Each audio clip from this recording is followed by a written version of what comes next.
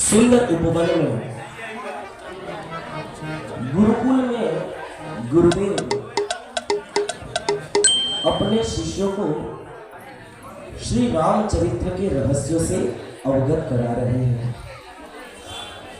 राम तत्व का गुरुजी निरूपण कर रहे हैं और शिष्यगण अपनी शंकाओं का समाधान गुरुजी से करवा रहे हैं। तो आइए हम भी देखते हैं और श्रवण करते हैं कि शिष्य की क्या जिज्ञासा है और गुरुजी उसे किस प्रकार से संतोष देते हैं।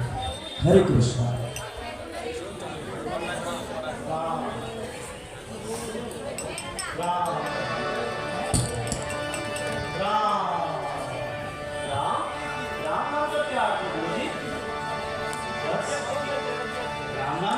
विशेषता तो मैं कहूँ स्वयं ब्रह्मा विष्णु महेश देव भी मिलकर पूर्णता प्रकट नहीं कर सकते, किंतु मेरे अल्प ज्ञान से मुझे आज तक जो भी ज्ञात हुआ है वह मैं तुम्हें समझाता हूँ। जिस परम तत्व स्वरूप स्वभाव प्रभाव गुण सदाचार इन सभी को देख सुनकर समस्त योगी जन मोहित होकर जिनमें रममान होते हैं, उसी परम तत्व को श्री राम कहते हैं। वत्स, वैसे तो श्री राम जी का चरित्र स्वभाव प्रभाव गुण सदाचार संपूर्णतः वंदनीय है। इसी गुणों के कारण संसार का कोई भी प्राणी उनसे प्रेम किए बिना नहीं रह सकता। अच्छा गुरुजी, अगर श्री राम उतने ही गुणी हैं एक साइड में माता जी जहाँ भी हो साइड में लो। 14 साल के लिए वनवास दे दिया गया। इस विषय में मुझे थोड़ी जिस तरह तेज वायु में घास का डोंगा कहीं फैल नहीं पाता, उसी तरह इस प्रसंग को सुनकर मेरा ये चंचल मन भी केकई के प्रति क्रोध उत्पन्न कर रहा है। नहीं बस ऐसा घोर अपराध कभी मत करना। अपनी जिह्वा और क्रोध को वश में रखो। संपूर्ण संसार संपूर्ण अज्ञान के कारण यही अपराध बार बार दोहरा रहा है। यदि तुम भी ऐसा ही घोर अपराध करोगे तो श्री राम जी की प्रसन्नता कभी हासिल नहीं कर पाओगे। अपराध? कैसा अपराध गुरुजी? मुझे तो कुछ समझ नहीं आ रहा है। कृपया मेरी शंका को दूर करें। अवश्य वत्स, तुम्हारे किसी शंका के कारण, तुम्हारे किसी प्रश्न के कारण संपूर्ण संसार को भगवान की लीलाओं का प्राकट्य होगा। सुनने वाले, देखने वाले, कहने वालों सभी का परम कल्याण होगा। एक दिन की बात है।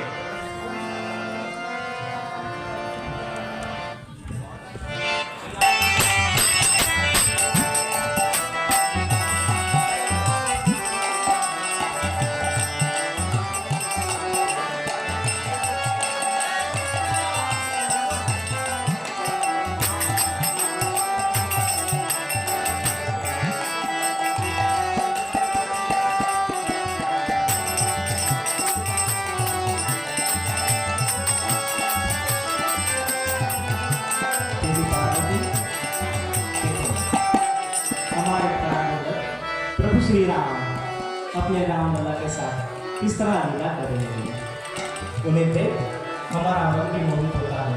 हमें भी लगता है प्रभु की इस लीला में सम्मिलित हो जाए। किंतु यदि हम इस रूप में प्रकट हो जाएंगे तो प्रभु की लीला प्रकट हो जाएगी। हमें इस बात की चिंता है कि हम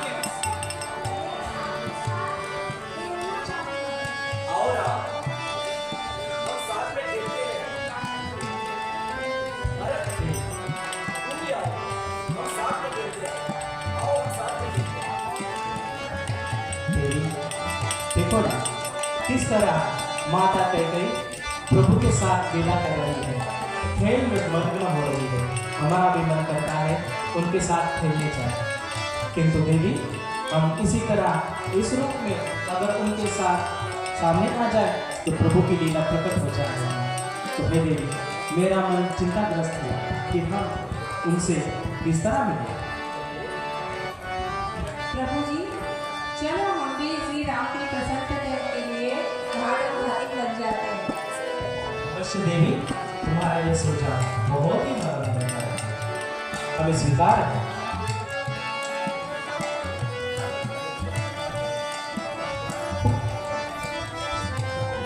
देखो राम, ये भाट और भाटी कितना सुंदर नृत्य कर रहे हैं। देखो देखो, उनके छोटे छोटे बच्चे भी तुम्हें प्रसन्न कर रहे हैं। ये और कोई नहीं है, ये शिव जी ही भाट बने हैं और ये देवी पार्वती ही भाटी बनकर तुम्हें प्रसन्न कर रही है। देखो राम, देखो, देखो।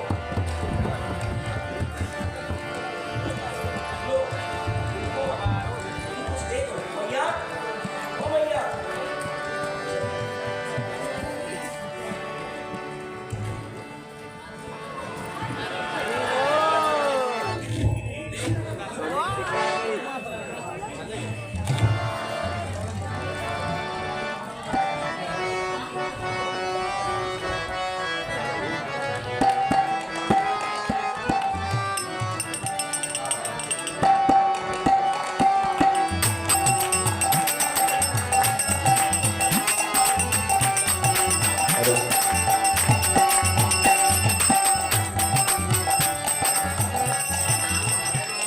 राजभवन में कई के निवास में दासिया कई की सेवा कर रही है और कई प्रणाम देवी, आप ये क्या कर रहे हैं? मैं भोजन बना रही हूँ। तो आपको ये कार्य करने की क्या आवश्यकता है? लड्डू मैं बना देती हूँ देवी।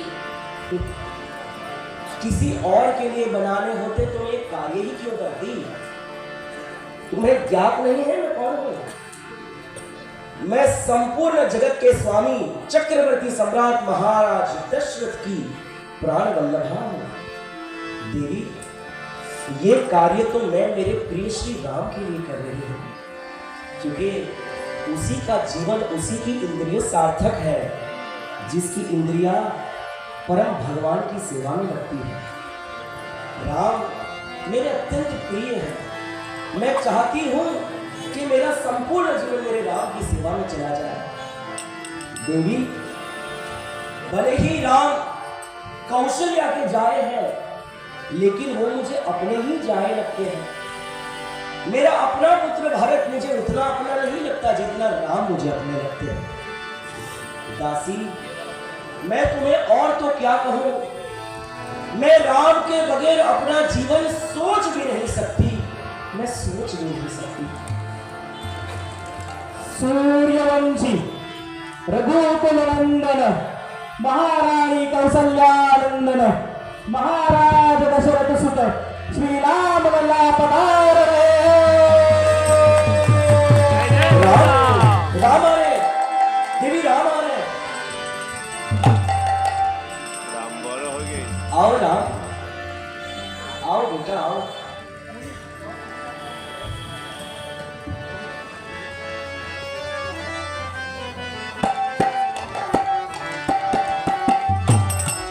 बेटा, आज अपनी माँ के पक्ष में आना कैसे हुआ? माता, मैं आपसे अति स्नेह करता हूँ माता। मुझे क्या करना? आप मेरे हमेशा दिल के करीब रहती हो माता। धन्यवाद पिता।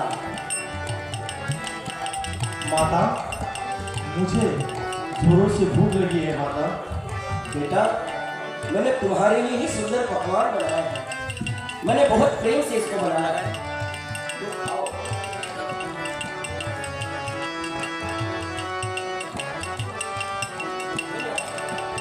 और कहो बेटा, मैं तुम्हारी क्या सेवा कर सकती हूँ? माता, आप मुझसे कितना प्रेम करती है माता? प्रेम? अगर कोई व्यक्ति चाहे तो पृथ्वी के समस्त कणों को कई जन्मों में गिन सकता है। यदि कोई चाहे तो समुद्र की तरंगों को भी गिन सकता है। लेकिन मैं तुमसे कितना प्रेम करती हूँ ये कोई नहीं बता सकता, कोई नहीं बता सकता। माता, क्या तुम मेरे लिए अपने प्राण भी त्याग सकती हो माता? प्राण? ये तो बड़ी छोटी चीज है। राम, एक बार नहीं मैं 100 जन्मों में अपने प्राण तुम्हारे लिए त्याग सकती हूँ। मैं तुम्हें इतना स्नेह करती हूँ। माता, आपको मुझे आपके प्राण नहीं चाहिए माता, मुझे आपसे एक वचन चाहिए माता। वचन? राम, मेरा सर्वस्व तुम्हारा है, सब कुछ तुम्हारा है, मैं स्वयं तुम्हारी हूं। तुम चाहो तो मैं कर सकती हूँ, बताओ मैं तुम्हारे लिए क्या कर सकती हूँ, क्या वचन तुम्हें चाहिए? माता, हो सकता है इस वचन के बाद तुम्हें पूरे संसार का रोष सहना पड़े। राम, इस संसार में कीर्ति भी भगवान ही दिलाते हैं और अपकीर्ति भी भगवान ही दिलाते हैं। यदि मेरे भाग्य में कीर्ति होगी तो कहीं से भी मुझे प्राप्त होगी, और अगर मुझे अपयश की प्राप्ति होनी होगी तो मुझे कहीं से भी अपयश प्राप्त होगा। लेकिन पुत्र, चाहे यश मिले चाहे अपयश मिले, लेकिन अगर ये तुम्हें प्रसन्न कर रहा है तो भले ही संसार के सभी जीव मेरी निंदा ही क्यों न करें, मैं इस अपयश को झेलने के लिए भी राजी हूं। माता, हो सकता है इसके बाद तुम्हारा स्वयं पुत्र भरत तुम्हें कभी मां करके ना पुकारे।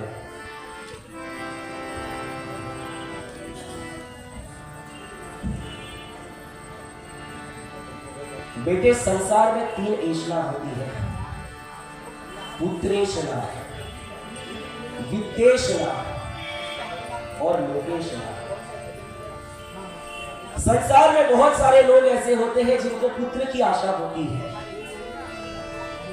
और बहुत सारे लोग ऐसे होते हैं जिनको संसार में ख्याति की आशा होती है, और बहुत सारे लोग ऐसे होते हैं जिनको संसार में धन की आशा रहती है।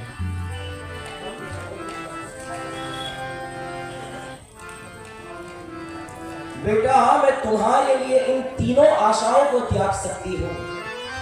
तुमने मुझसे कहा कि संसार में तुम्हें अपयश प्राप्त होगा, क्या करो इस यश का जो यश तुम्हें प्रसन्न ना कर सके?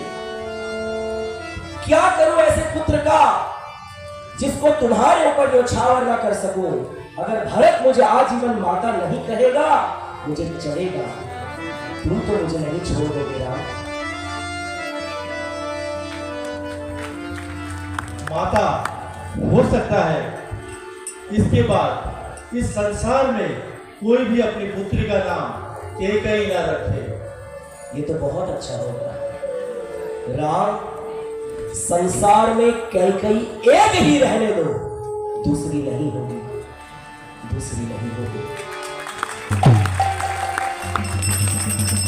माता, हो सकता है तुम्हें विधवा होने का भी दुख झेलना पड़े। ये क्या कह दिया पुत्र, ये क्या कह दिया? ये बहुत बड़ी बात तुमने कह दी। एक सती नारी के लिए अपना पति ही सब कुछ होता है। यदि पति नहीं है तो उसका जीवन किस काम का? लेकिन एक बात ये भी है कि परम पति तो श्री राम है, परम पति श्री कृष्ण है, नारायण है। राम, विधवा होने का दुख बहुत बड़ा है। मैं भगवान से प्रार्थना करती हूं कि संसार में किसी स्त्री को वेंधत्व का दुख ना दे, कोई स्त्री विधवा ना हो। लेकिन राम, अगर तुम्हें प्रसन्नता हो रही है तो मैं इस विधवा होने के दुख को भी प्रसन्नता से स्वीकार करती हूं। जाओ, मैं तुम्हें भी बदल देती हूं। माता, आपको तो ज्ञात है कि रघुकुल की रीत है कि ज्येष्ठ पुत्र को ही राज सिंहासन प्राप्त होता है। हाँ, तो इसमें अच्छी बात है, इसमें समस्या क्या है? इसमें कोई समस्या नहीं माता, पर तुम्हें तो ज्ञात है कि मुझे राज सिंहासन राजपाट में कोई दिलचस्पी नहीं है माता। तुम्हें तो पता है कि मुझे वन में जाना पसंद है, वनवास पसंद है माता। तुम्हें तो पता है कि मुझे योगी मुनियों का संग पसंद है माता। तुम्हें तो पता है माता कि मेरा मन राज सिंहासन में नहीं लगता। माता, आपको पता है कि मेरे पिता के अत्यंत स्नेह और प्रजाजन के स्नेह के कारण वो मुझे कभी भी वन में जाने नहीं देंगे। राम, तुम ये कैसी बात कर रहे हो? तुम संपूर्ण प्रजा का प्राण हो। प्रजा राह देख रही है कि महाराज दशरथ कब तुम्हारा राज्याभिषेक करेंगे और हमें राम राज्य प्राप्त होगा। बेटा, तुम ये वन में जाने की बात क्यों कर रहे हो? तुम्हारी माता कौशल्या का क्या होगा? माता सुमित्रा तो इस वचन को सुनकर बेचारी प्राण ही त्याग देगी। जरा मेरे विषय में सोचो, मैं तो तुम्हारे ही कारण प्राण धारण करती हूँ। तुम्हारे भैया भरत का क्या होगा? शत्रुघ्न तो पागल हो जाएगा और लक्ष्मण ये सुन ही नहीं पाएगा। और महाराज दशरथ तो तुम्हारे वनवास की बात सुनकर तो तत्क्षण प्राण त्याग देंगे। राम, ऐसी बात दूसरी बार अपनी जीवा पर मत लाना। तुम कराना क्या चाहते हो राम? तुम क्या चाहते हो? माता, आपने वचन दिया है कि आप मेरी प्रसन्नता के लिए कुछ भी करेंगी। वो तो ठीक है, पर मुझे करना क्या होगा? माता, आपको याद होगा जब देव असुर युद्ध हुआ था, तब आपने महाराज मेरे पिताश्री दशरथ की बहुत सहायता की थी। मुझे सब कुछ याद है। एक समय की बात है, महाराज दशरथ देवासुर संग्राम में जा रहे थे। आप लोग सब सुन रहे हैं ना? हाँ, सुनिएगा। एक समय की बात है, महाराज दशरथ अपने दिव्य रथ पर बैठकर, जो रथ दशों दिशाओं में जाता था, उस रथ पर सवार होकर महाराज दशरथ स्वर्ग गए। महान देवासुर संग्राम हो रहा था और उस संग्राम में महाराज दशरथ ने अपना संपूर्ण पराक्रम दिखाया। एक बार बहुत थक गए महाराज और वो लगभग बेसुध से होकर रथ पर गिर पड़े। उनकी सहायता करने के लिए उनका रथ मैं हाँक रही थी और शत्रुओं से बचाने के लिए उस रथ को मैं थोड़ा दूर ले गई। दशरथ जी मेरी सेवा से बहुत प्रसन्न हुए और उन्होंने कहा, देवी मैं तुमसे बहुत प्रसन्न हूं, तुम अभी के अभी मुझसे 2 वरदान मांग लो। इसलिए मैंने कहा कि महाराज, अभी मुझे कुछ नहीं चाहिए, लेकिन जब समय आएगा तब मैं ये 2 वरदान मांगूंगी। वो 2 वरदान अभी भी तुम्हारे पिताजी के पास मेरी धरोहर के रूप में पड़े हुए। माता, मैं तुमसे यही 2 वरदान मांगने आया हूँ। माता, आपका अभी ये समय आ गया है कि आप महाराज से ये दोनों वरदान मांगे। कौन से दोनों वरदान?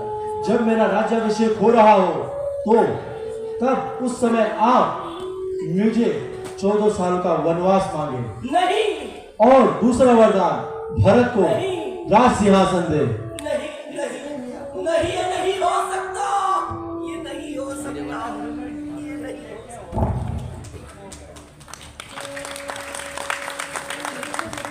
राम, तुमने जीते जी मुझे मार दिया। इससे अच्छा तो तुम मेरे प्राण ही ले लेते। माता, प्राण देना तो बहुत आसान है, पर अपनों के लिए जीवन जीना ही जीवन है। राम, नहीं हो गया। जब तुम वन में चले जाओगे, देखो ना, अभी चालू। उस समय हम कैसे जीवन निर्वाह करेंगे?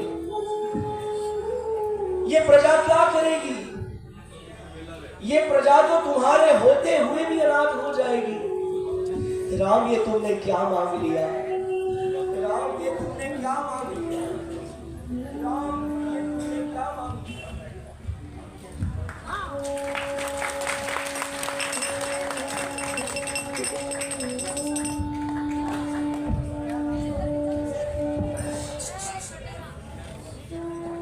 वत्स, इसी प्रेम परावस्था के कारण माता कैकेयी ने मंथरा के निमित्त श्री राम जी का राज्याभिषेक रोका, वो भवन ले गई।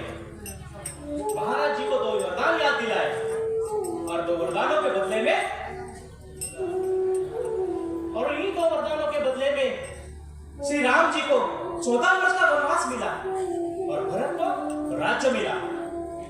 श्री राम जी तो सभी देवी देवताओं के कार्य सिद्ध करने हेतु वनवास तो चले गए, किंतु माता अगर यह बलिदान नहीं देती तो परम भक्त श्री हनुमान, सुग्रीव, जाम्बवन, माता शबरी, निषादराज, केवट, विभीषण, इन सभी परम भक्तों का प्रभु से कैसे मिलन होता।